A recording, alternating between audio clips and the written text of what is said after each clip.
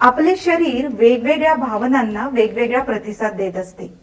या भावनांना ओळखणे, त्यांना योग्य प्रकारे हाताळता येणे, त्यांचे व्यवस्थापन करता येणे हे फार फार महत्वाचे आहे. मुलांच्या व्यक्तिमत्व विकासात हे कौशल्य आत्मसात असणे खूप महत्वाचे आहे. यासाठी आपल्याला वर्तमानपत्रे किंवा जुनी मासिके यातील राग दर्शवणारी चित्रे किंवा फोटो लागणार आहेत. भावनेची ही ओळख अंगणवाडीत कशी करून द्यायची ते आता बघूयात. मुलांनो, मी आज तुम्हाला एक नवीन गोष्ट सांगणार आहे. सुरुवात करायची?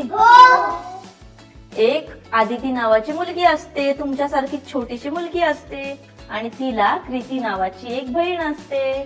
तर आदितीच्या बर्थडेला आदितीची मम्मी एक फुगा घेऊन येते आणि फुग्यासोबत आदिती आणि कृती खेळत असतात.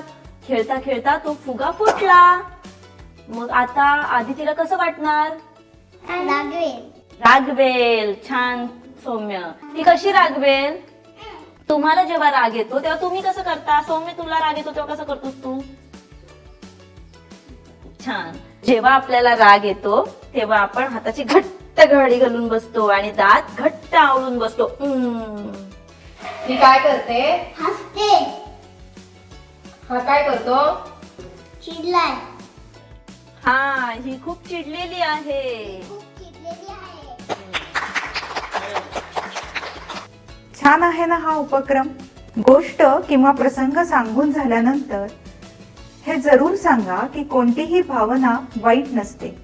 सगळ्यांनाच आनंद होतो, वाईट वाटते, राग येतो. मग तो लहान मोठा, मुलगा मुलगी कोणीही असो.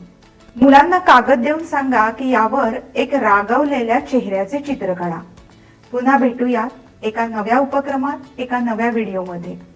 धन्यवाद.